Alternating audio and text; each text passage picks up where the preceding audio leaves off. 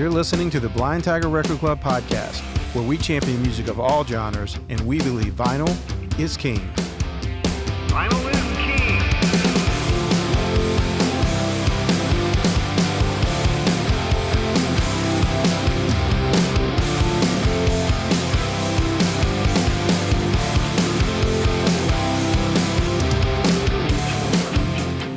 Welcome back to the Blind Tiger Record Club podcast. I'm David Williams, and I'm here with Kevin Lee. Good hello, everybody. Tonight we're doing our club show, and we will be discussing our Rock and Alternative Record of the Month for April. It's the 10-year anniversary edition of the Horrible Crow's debut album, Elsie. Last week's episode was on our Singer-Songwriter Record of the Month. It's the first album released in 5 years from the band Hooray for the Riff Raff and the new album, Life on Earth. You can listen to that episode or catch up on all of our Season 5 episodes on any of your favorite podcast platforms like Apple, Spotify, YouTube, and many more. Or you can stream directly from our website at blindtigerrecordclub.com. Just click on the podcast button and pick an episode from this season or any of the previous 4 seasons of the BTRC podcast episodes, including our annual end of year best of specials and our long form LP interviews where we have artists in and discuss their careers, albums, and their current releases. We have new episodes every Monday where we discuss albums in our Records of the Month program at the Blind Tiger Record Club. So make sure that you subscribe and follow us so you don't miss an episode. 85 Supply is the official show sponsor for the Blind Tiger Record Club podcast. 85 Supply is a full-service nationwide merch company. They specialize in screen printing, embroidery, logistics, graphic design, and custom-branded promotional products. From printed t-shirts to the most custom products available, 85 Supply offers over 500,000 products to customize. 85 Supply is trusted by some of the largest brands in the nation, from organizations like MTV, LaCroix Sparkling Water, Spotify, and more. 85 Supply's reputation of quality precedes them. In fact, I have personally worked with 85 Supply for years. Almost all the merch products we carry at the Blind Tiger Record Club were designed, printed, and manufactured with 85 Supply. I tell them what I want, and they help bring the vision to light. Whether you're a touring rock band, an event, or organization, or a podcast and radio show like us, we highly recommend reaching out to our friends at 85 Supply for your next project that needs branded product. Go to 85supply.com or email info@85supply.com to get started. You can also get 5% off your first order. Simply mention Blind Tiger Record Club via email or over the phone with your rep. It's that simple. No coupon codes or anything to remember. Just tell them that Blind Tiger Record Club sent you and you get 5% off your entire first order. Once again, visit 85supply.com or email info@85supply.com to get started on your next merch product. The Blind Tiger Record Club is a vinyl subscription club and retail store. You join the club by picking from one of 4 styles: singer-songwriter, rock and alternative, jazz, soul, and blues, or classics. Once you join, you will receive records in your selected style, or you can log on to your account and pick from another style. So you always have at least 4 options of great new and classic music to choose between. Most are limited edition or special variants. A club membership really is the best way to secure these titles each month.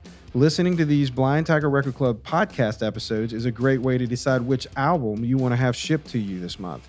We flip our store every month on the 26th, so you always have until the 25th of the month to secure your favorite title for that month. Now, once you are a member, you always have access to purchase previous albums that were in our Record of the Month program that we still have in stock.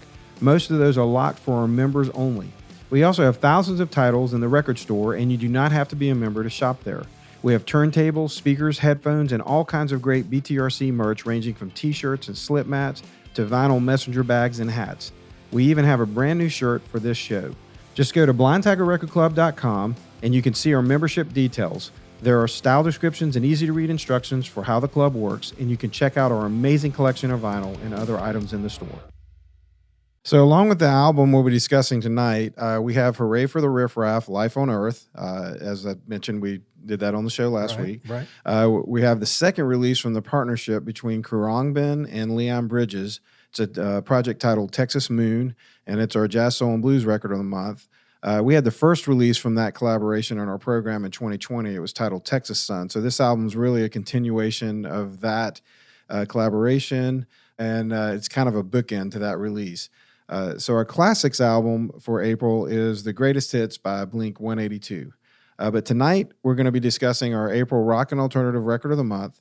So let's drop the needle and take a quick listen to the 10-year anniversary of Elsie by the Horrible Crows.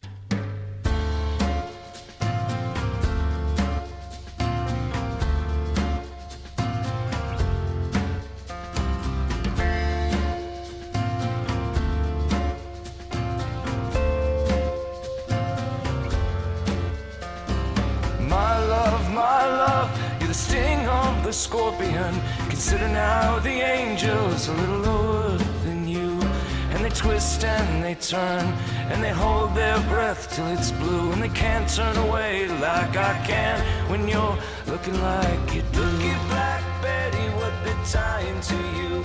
You did the very thing, baby, that I asked you not to do.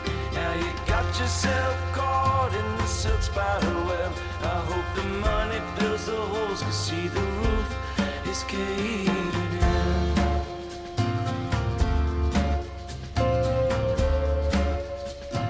So on September 6, 2011, the Horrible Crows released the duo's debut album and the only studio release to date, a project called Elsie, on Side One Dummy Records. On March 11th, the label released the 10-year anniversary edition, which includes 10 demos and rarities that have never been heard before now. So Side One Dummy, if you're not familiar, is an LA-based label that launched careers for bands like Flogging Molly, Title Fight. They released the annual Warped Tour compilation, which is, as you probably know, is one of the longest running U.S. tours. It ran from 1995 to 2019. Right. Yep. Another band that started their career really with Side One Dummy is Gaslight Anthem. The founder and frontman of Gaslight Anthem is none other than Brian Fallon, who is the primary force behind the Horrible Crows. The other half of this duo is Brian Fallon's longtime friend and Gaslight Anthem's guitar tech, Ian Perkins. So Perkins plays guitar on a couple of Gaslight Anthem albums, and he's on almost all of Fallon's solo releases, but this is really the first thing of note that he's really done. At the time of this album's release, Fallon had released 3 Gaslight Anthem albums and was really taking a break to do some songs that he just didn't see fitting in the Gaslight Anthem world. This album debuted in 2011 at number 46 on the Billboard 200. It was number 6 on the indie chart. The first song that they previewed for the public was teased on YouTube, which sounds really normal now, but again, this was 2011. Yeah, it was groundbreaking. we just got over MySpace back then. That's right, and this track, it was the track that we played at the opening. It was Black Betty and the Moon. That was really the first look that anybody had at this album. They followed that up shortly after that with the first single and video, and it was a release of the song called "Behold the Hurricane." It's still one of the largest streamed songs off of this record today. It's a great example of Fallon's writing style, and it's honestly one of the more upbeat kind of rock tracks on the album. If you're a fan of Gaslight Anthem, this is kind of like right in that wheelhouse still. Yeah, I think this is the most probably widely digestible track on the record as far as something that just sounds, it's not quite as indie maybe are out there or acoustic based, that where this is more of a bass drum guitar type of song, but a really good song and really great lyric on this song too. Let's Behold the Hurricane.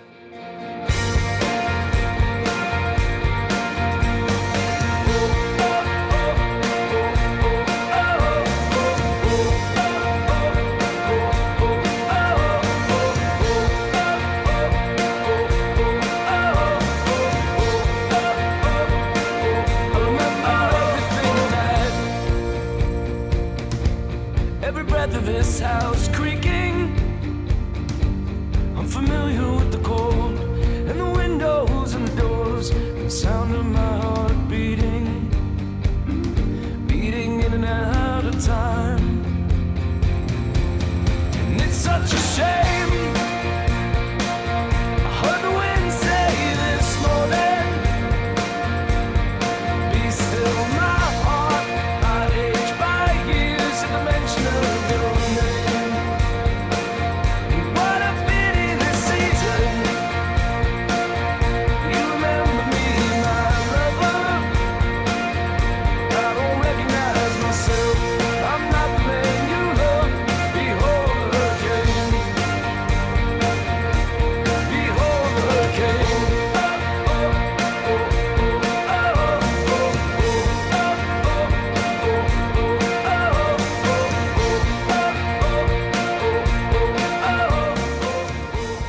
This is maybe my favorite song on the record.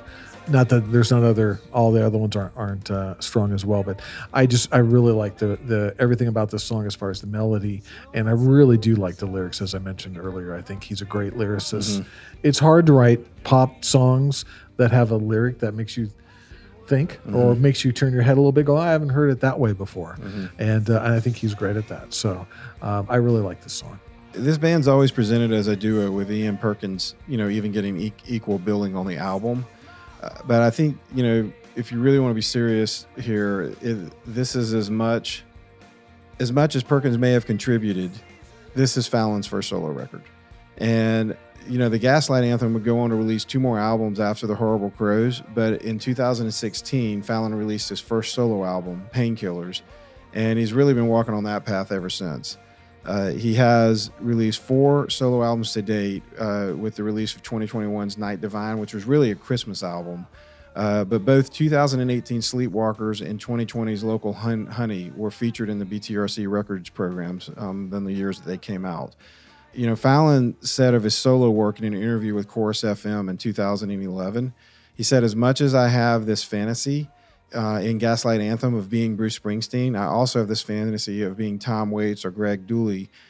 These songs are very dark. They're like hymns for lonely people. It's really a trip through a breakdown and a descent into madness and hopefully redemption. And so, I think really the crust of this album was really Brian Fallon doing songs that he didn't feel really fit Gaslight Anthem, and allowed him to explore even some different things stylistically that he would do. It's obviously much more acoustic. But at the end of the day, he's also still a principal songwriter in Gaslight Anthem. And so you're going to see some similarities there. And so if you're a fan of that band, I don't think it's a big stretch for you to get into Horrible Crows or even Brian's solo stuff. Right. All artists are different, but there is a type of artist that just has to be creating. And always, it just has things coming out of them, right? It's something that is necessary. It's a necessary exercise for them to be able to create and make music. And I think he falls into that category, and where he's got different sides, different things that he wants to do, but he's not going to be like, oh, I do this, and then when I'm off from Gaslight, I'm off or whatever. Right. It's like, it's a guy that has different parts, different things that he wants to come out, always wants to be working, needs to be working, or creating anyway. And I think that comes through. There's that similar thread that you see in this record, his solo record, and the Gaslight records. Again, it's a guy that I think has something genuine to say. Yep. And, as I said, these songs are kind of acoustic driven for the most part. But one of the other things, many of these songs start out as ballads, but as they build, they still become something much bigger. Many of them do. And so even though they start off and you think you're in a ballad, by the time you get to the end of the song, it almost reaches this Gaslight reminiscent crescendo that are almost anthemic in at parts. And I really think that one of the big differences between Crows and Gaslight is that because of this anthemic ballad structure, it allows Fallon to use his lower register of his vocals, which we don't really get to hear that a lot on any of the Gaslight Anthem records. And I really like that part of Fallon's vocal range. Right, and you're going to hear that in the next song that we're going to talk about. It's got a very intimate, up-close, dry vocal approach, and with a build. Yep. But you really do hear that other side of his vocal. It almost makes you go, hey, is it the same singer? Yep. When he's really getting that John Waite thing going too later in the track. So yeah, great song. Yep, this is the song Sugar.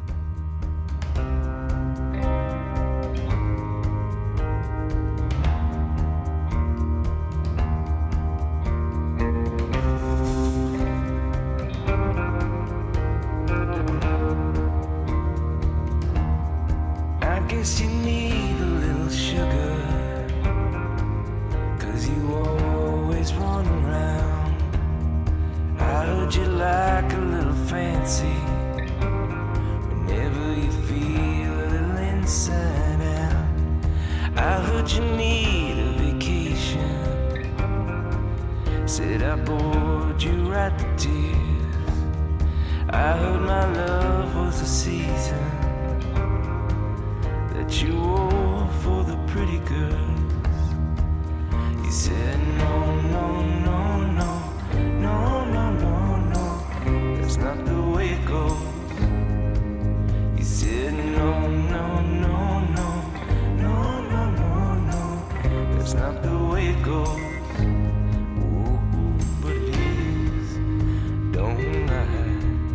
I seen that curl up around your smile. It is, don't lie. Who do you think that you're kidding this time? Only I know you get lonely at night. I know you get lonely sometimes. I know you get lonely at night. Nobody knows you like I do. You know, this album was produced by Ted Hutt. Hutt has worked a bit with Gaslight Anthem in the past before they made this album. He'd worked on the band's breakout 2008 release, The 59 Sound. He'd also produced 2010's American Slang. So in the Gaslight Anthem world, you know, he was already a part of, you know, Brian Fallon's, creative mix. He'd also mixed, before this album, bands like Flogging Molly, and he'd worked as a producer on the Warped Tour compilations. So he's highly integrated with Side One Dummy Records as well. So I just think it was really easy for them to just, you know, greenlight this record, bring him in to produce it. He'd also produced bands like Lucira, Bayside, and Street Dogs leading up to Elsie. Since this Horrible Crow Records, he's produced several Lucira records, Old Crow Medicine Show, and Dropkick Murphys, like several albums from all of those groups. He produced Devil Makes 3, Violent Films in the last few years. And he's also worked with Brian on some of his solo stuff. And not to keep the Springsteen comparisons going, but if Gaslight Anthems was punk's equivalent of Bruce Springsteen and the E Street Band, the Horrible Crows is the equivalent of Springsteen's epic solo album, Nebraska. Fallon's from Jersey. I'm sure that he gladly sat in the shadow of Springsteen as he grew up and, you know, learned music. You really have an artist here that is heavily influenced by punk and rock music from the 70s and early 80s that felt he had something to say in song that was different than what he could do with Gaslight. And that's what this album's all about. The next song that we're playing is one of the most beloved songs on Elsie.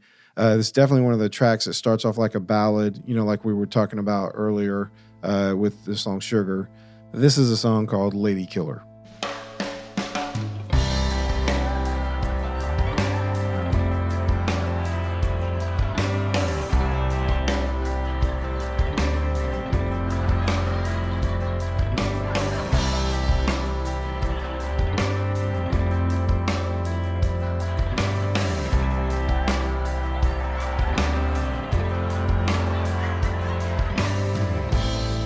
Watch me slide over here, feel me breathe over there. I seen a ghost in a willow, must have lost his lover somewhere. I've been around a few times, never caught a fever like you. Never seen me a woman turn a deeper shade of blue. And you must have met a man, tall and handsome at that. We must have put a spell on you, baby. Must have kept coming back. 'Cause I can smell them in your skin. I bet I taste them in your blood. Must be all the young boys, baby. Lady Killer got the two of us.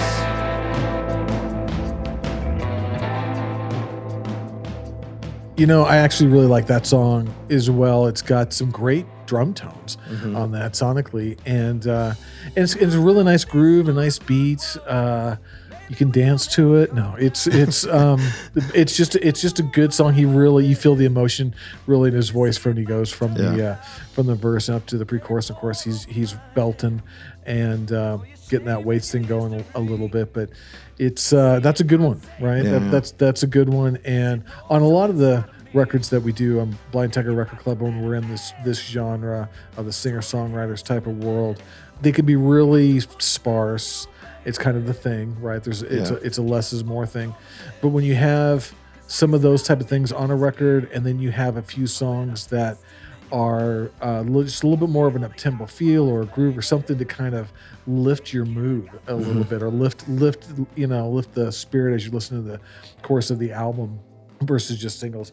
It's just nice for me. It makes it a more listenable journey if you're going to go through the whole record and stuff, to have some stuff like that. Yeah. And I think they do that really well here without it being right too far one way or other. It still feels that way. It feels appropriate for the record and stuff. And this is a great song. There are moments on this album where you hear a little Gaslight. There are moments where you hear a total different side of Fallon, as I really think he's like kind of stretching to express himself vocally in a different way, very intentionally. And then there are moments where you hear him channel Springsteen. There's a song on here called Crush where the chorus straight up sounds like the way that Springsteen would structure a song with the E Street Band. Right. Again, it's one of those things where you can hear the influences, even if it's Waits on Lady Killer, as you mentioned, but he does them in a way where it really is emulating, and I really think it's strong. Yeah, it does nothing sounds copied, right? For lack of a better term, or that he's stealing something. He's definitely got his own thing. He's been doing this for so long and making great stuff that he's got. All of his stuff to me that I've heard sounds very true, very authentic with his delivery, his lyrics, all that kind of stuff. The anniversary edition is a double LP. LP1 is the original album Elsie, but LP2 is full of demo versions of songs that are on the album, as well as a live performance of a song called Teenage Dream. And there's also a great cover of the NXS song Never Tear Us Apart. So NXS, 1997. I happened to be with them in Las Vegas at the Joint, where I had the band that was on tour with them as their opener, was one of my bands. And it was the first time I met Michael Hutchence, and this song was the song that was they had obviously monster hits, right? I mean, they were so big. The Kick record, right? I mean, it was so big. Right. I saw that tour. Big album. They were playing stadiums, right? But so I hadn't seen the band yet myself live. And so I flew to Vegas, which was one of the shows on this tour in 1997. And I got in the hotel in the elevator, the lift, right? So I got in the elevator with the singer of the band that I had that was opening the show. That was their direct support for a good chunk of that run. And we got in the elevator and Michael was in there. And so we rode from the very, very bottom where load-in was up to the top suites with him. And he was so nice and so cool. I mean, this guy just oozed it, right? Not just on stage, but just around. He was just so cool. And we did the show. And right before the show, I took a picture of Michael and Seven, the singer of this other band. This great, really picture of both of them backstage with the light bulbs from the dressing rooms, like type of picture looking out. Anyway, a few months later, I want to say it was November of that year, Michael passed. And shortly thereafter, the singer passed. And so I've still got, and they passed in the exact same way. And so I've got this picture still framed in my place with those guys at that show. But to this day, I don't think NXS is still working. But when they weren't, after that, when they started working again, when they played this song, this was the song, and they would put a picture of Michael up on the screen and just have it there during the whole time. And everything else would be dark when they played the song. So this was the homage from the band to Michael after he had passed, was Never Tear Us Apart. Yeah. And it's just a moving song. They do a great job covering on this record. They do. It's a good cover. Yeah, it's different enough to make it special. I'm not a big fan of when guys cover songs and it sounds exactly the same. Yeah. But this is a good one. For me, it's like now anytime I hear In Excess or anything like that, that's what it goes back to me, is being with that guy months before his passing, seeing him do this song, going, man, that's just a rock freaking star, and what a beautiful, amazing, powerful song it was. And then the next time I saw him was just his picture on that thing, and them doing that song. And again, over the whole show, this was the song that was really just the most powerful. So if you're an INXS fan, check that one out. Check that one out. On and if you're a fan of Heartland rock, really any Heartland rock, Gaslight Anthem, and Brian Fallon, this is really kind of a must-own album because it's a pivotal moment in Fallon's career. It's the first glimpse of the direction that he eventually goes after Gaslight Anthem. If you want to get this album as your April club selection, pick Rock and Alternative. This album is available for our members in a limited edition double silver vinyl. It's already unavailable from every distributor we use, which is par for the course. Like, it's very hard for me to get Gaslight Anthems records. It's very hard for me to get the Brown. Like, none of the Brian Fallon albums are available anymore, with the exception of the ones that we still have in our club. So, this is going to be extremely hard to get in about a month, especially this version, the silver vinyl. Tough to find, so why not have it just delivered right to your front door? Right. Well, we also have Gaslight Anthem, the 59 sound, and the 59 sound sessions in 180 gram. We have Brian Fallon's solo albums, Local Honey. That one was in our club, and that's a limited edition translucent orange vinyl that we also got. Brian sent us some autographed postcards that we could send to everybody with the album. Very cool. And we still have some of those. So that one's going to be even more rare. We also have Painkillers, not physical painkillers, the album Painkillers. I didn't know it was that type of party then. We have his album Night Divine in a limited edition red vinyl. And all of those albums, as I mentioned, they're all back ordered as well. So, once we sell our last copies, I can't replace them. So if you really want any of these, you really need to act now, because once they're gone, you can go bend Once they're gone, they're gone. Yep. Don't ask me, but you know it's true. Don't have to tell you that I love your precious heart. I was standing, you were there, two worlds collided, and they could never tear us apart.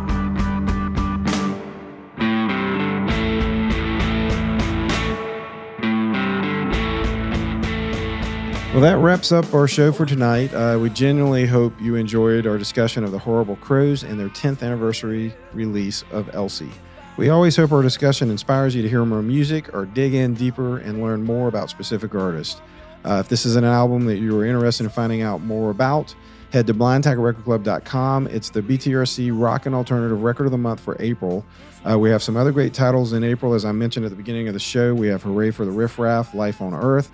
We have that in a limited edition clear vinyl. We have Khruangbin and Leon Bridges, their album Texas Moon. We have that in a limited edition Blue Days vinyl. And lastly, we have Blink-182's Greatest Hits. That is a double LP vinyl, so it's chock full of every hit they've ever had.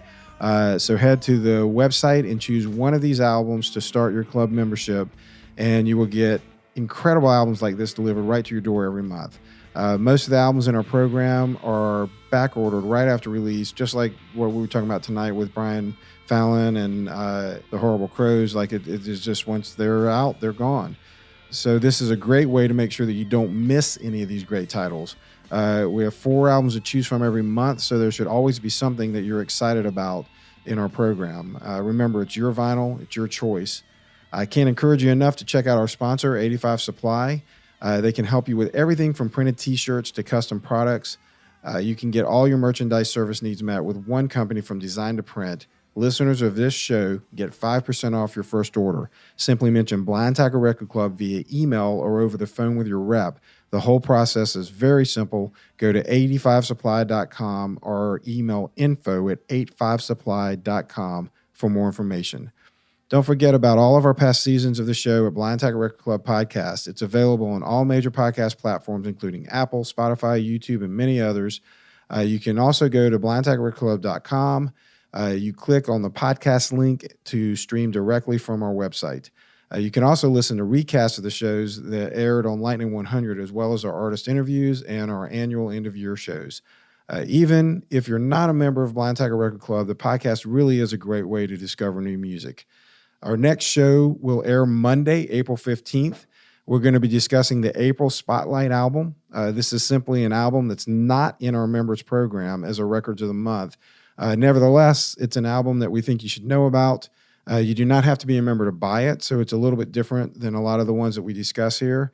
And on that note, many of our Record of the Month Club selections are also available for non-members. They're just usually in a different variant. So probably, in standard black, where we usually have a color variant that's limited, in our program. You don't have to be a member to buy those either. And so really, if you're interested in any of the stuff that we're talking about on this show, just head to the website. You can check out the albums. The Spotlight album for April is the new album Young Man by Jamestown Revival. We will also be discussing, Kevin, our Headbanger Record of the Month for the first time. We've never done a Headbanger album on our show. I'm looking forward to it. It's going to be fun. Well, our Headbanger Club membership is a little different from our regular club. It's really a club within a club. It's month to month, so you can start and stop anytime. It's not really linked to the other club. You can't switch from one of those albums to our Headbanger, so it is separate. It focuses on music that's really outside of the styles that we kind of cover in our regular club. As the name suggests, it covers harder music. So we've got genres like metal, hard rock, active rock, traditional metal, metalcore, punk, metal, thrash metal, progressive metal, melodic metalcore, power metal. I mean, I don't even want to say any more of them. Right. As you can see, there's a lot of styles and subgenres. So what we do is try to find the best releases of hard rock in the metal universe to deliver to our members each month. So once again, signing up for a membership guarantees you copies of these limited edition releases as well. So this month we have a hardcore but melodic punk band. There's another subgenre, melodic hardcore punk. You just made it. But it's Comeback Kid's new release, Heavy Steps. And by the way, Comeback Kid is the polar opposite of Jamestown Revival. So we'll see how the show goes. Yeah. It's going to be different, but like I said, it's going to be fun. Interesting. Looking forward to it. And, it's music. It's the music is in they say it's beauty is in the eye of the beholder. It's in the ear of the listener. And there's a lot of people that love that. That's why, though, there's so many subgenres, because there's so many people that love metal and hard rock and heavy music. So we're going to dive into that for you. We're going to have some interesting facts. We're probably going to have like one of those broadcast warnings, like right in the middle, just to warn people, or like the tornado warning, for the emergency. Or like broadcast. Sounds may be disturbing. That's right. Parental discretion advised. But that's this Friday, April 15th. So check it out, and you can tax day. Bang your head. Yeah. Good reason to bang your head, paying your right. taxes. Well, don't forget to follow the podcast, smash the like buttons, leave reviews and comments, tell your friends about the show. You can stay up to date on all that we're doing by signing up to our email list at the website. You can also follow us on Instagram and Facebook. Most importantly, please keep coming back. You really do support this show just by listening.